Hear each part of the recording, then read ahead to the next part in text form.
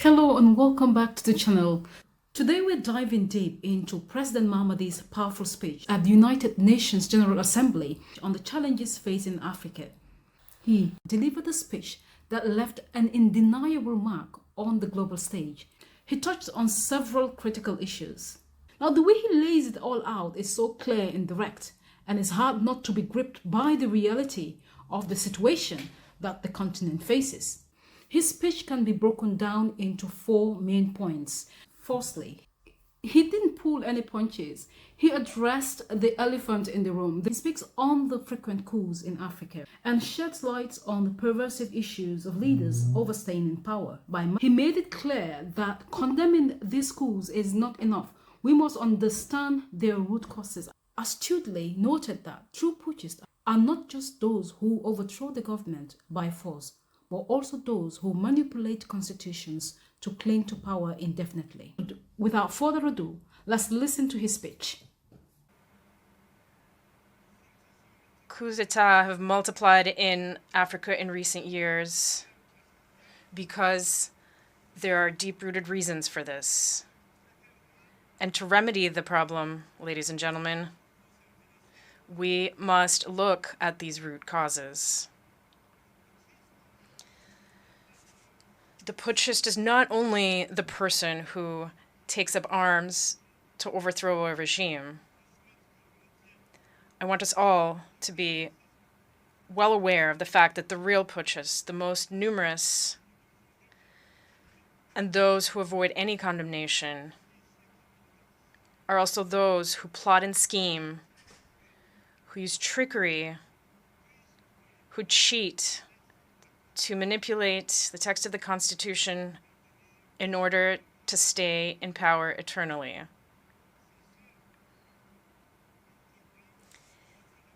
It is those in white-collar jobs who change the rules of the game as the game unfolds in order to keep the reins of power in their hands. These are the most numerous kinds of putschists. Mr. President, ladies and gentlemen, I am one of those who one day decided to shoulder our responsibility to prevent our country from slipping into complete chaos, into an insurrection.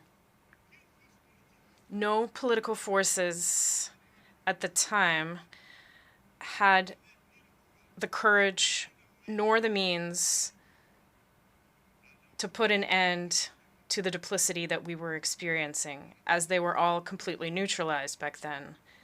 The institutional correction for which my brothers in arms and I took responsibility on September 5th, 2021, was only a consequence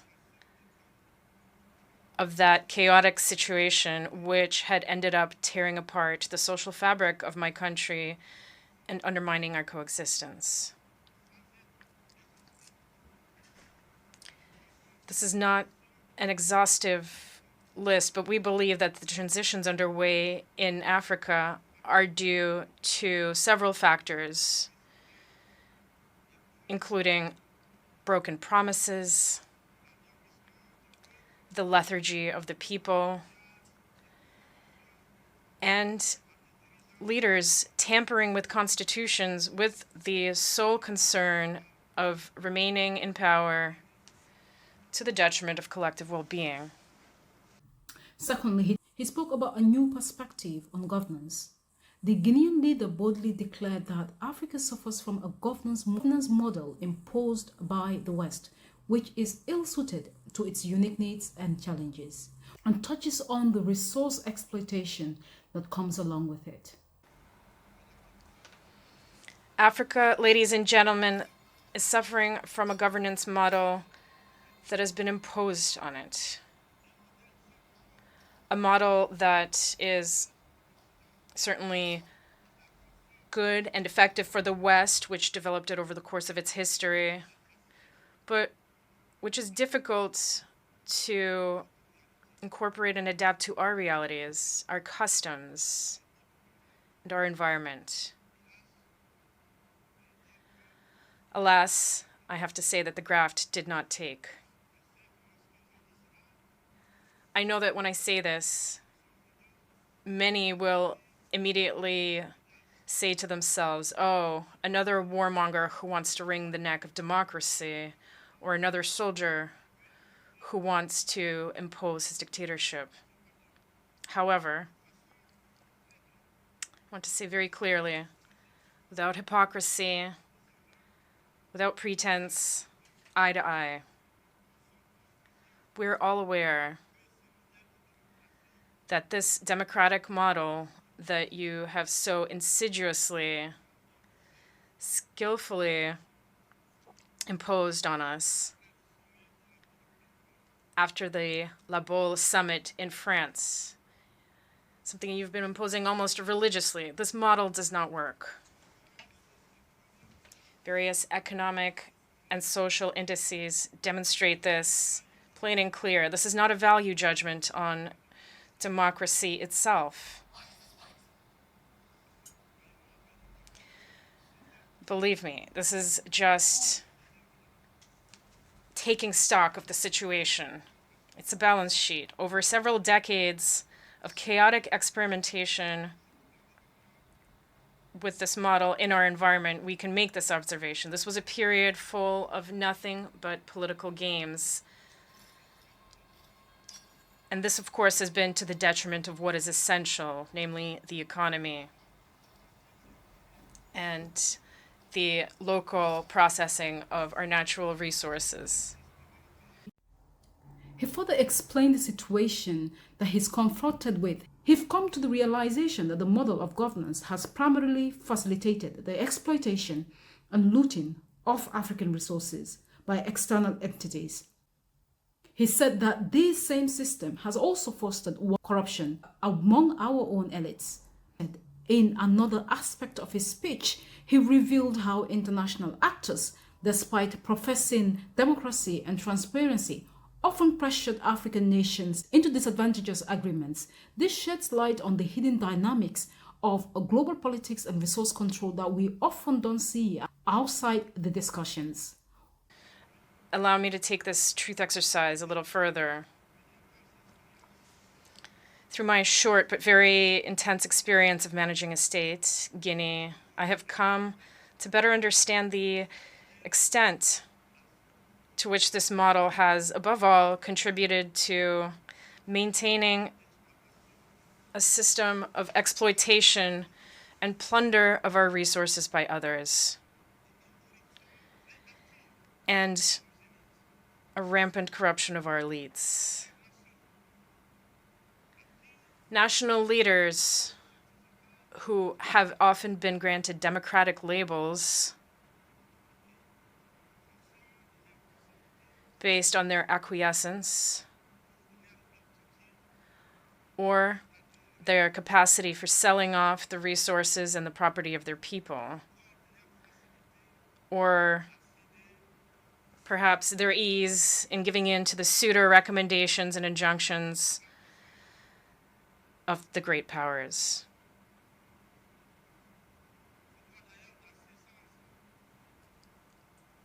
I must confess in this regard that everything that I am facing goes beyond all imagination. These are the same people who profess democracy, transparency, who denounce poor governance and corruption, who dictate the rules. It is they who, behind the scenes, very discreetly and underhandedly, are increasing pressure to make us cede our national wealth through unconscionable leonine contracts. I understand certain leaders and some of my predecessors who, because they possess certain weaknesses, because they were under pressure, or because they had skeletons in their closets, or particularly because they had a political agenda, gave in to what was being asked of them. I understand them, even if I do not approve. In some cases, I was even reminded that if I had a political agenda, I would be less comfortable carrying out the reforms that my government and I are tackling. One thing is certain. We have but one concern, and that is the well-being of the people and living together. This is our priority. This is why the transition I lead has chosen to focus methodically on clear objectives in a precise order: the social, the economic, and the political. Thirdly, he spoke about the poor distribution of wealth and the inequalities that result from it. Today, the African people are more awake than ever and more than ever determined to take their destiny into their own hands.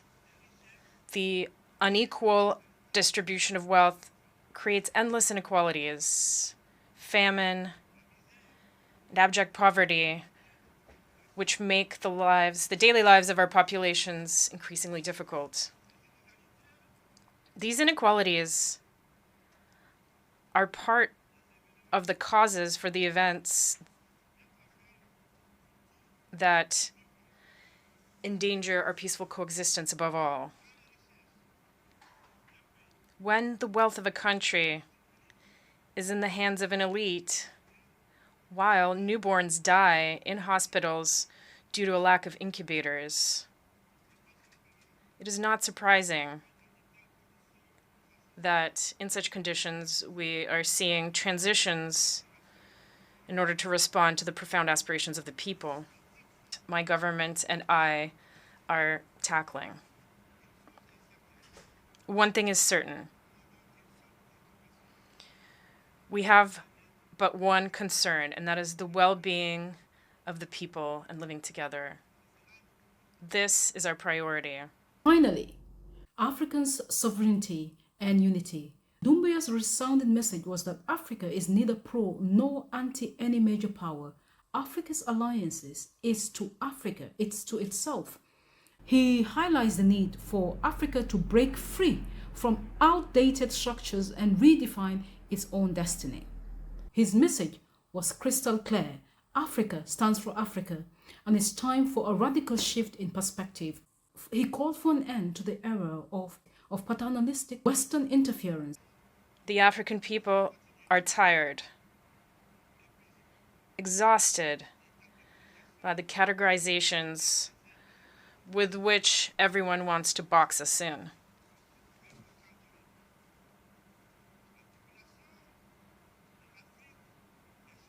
Africa's population is young. It did not experience the Cold War. It did not experience the ideological wars that have shaped the world over the last 70 years. That is why we, Africans, are insulted by the boxes, the categories, which sometimes place us under the influence of the Americans, sometimes under that of the British, sometimes the French, or the Chinese, or the Russians, and even the Turks. We are neither pro nor anti-American. We are neither pro nor anti-Chinese, nor pro or anti-French, nor pro or anti-Russian, nor pro or anti-Turkish. We are simply pro-African, that is all.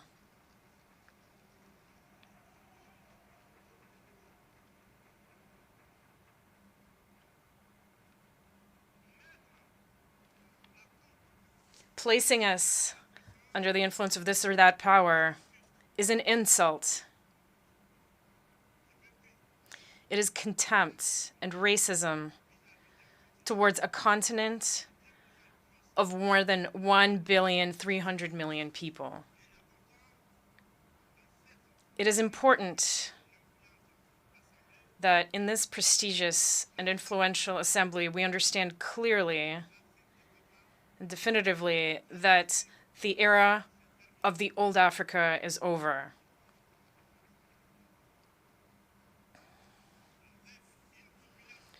With a population of more than 1 billion Africans, around 70% of whom are young people who are completely free, open-minded, open to the world, and determined to take their destiny into their own hands.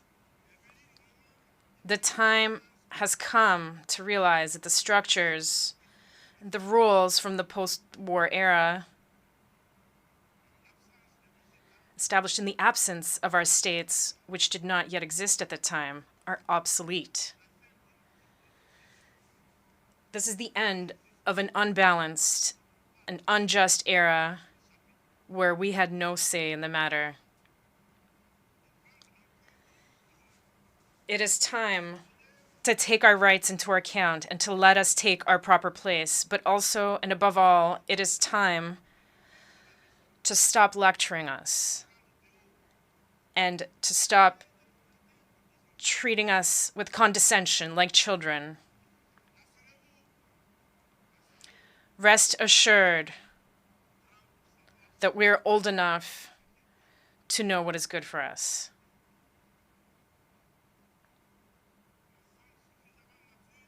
We are mature enough to define our priorities,